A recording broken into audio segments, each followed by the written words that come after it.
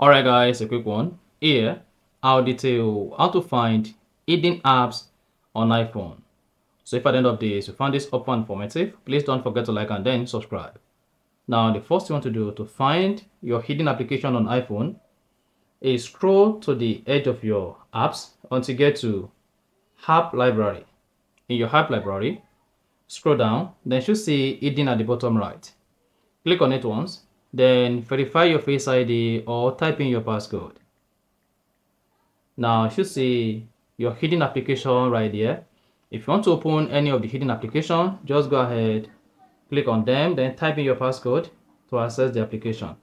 However, if you want to move the application to your App Library, press on hold the application and then click on don't require passcode. Confirm your iPhone passcode. Repeat this on all other applications you want to remove from the hidden application.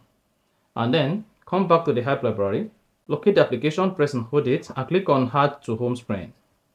Repeat this on all other applications you want to bring back from the App Library to your home screen from the hidden application.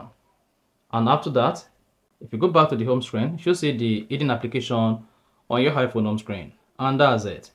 If you found this helpful and informative, please don't forget to like and then subscribe.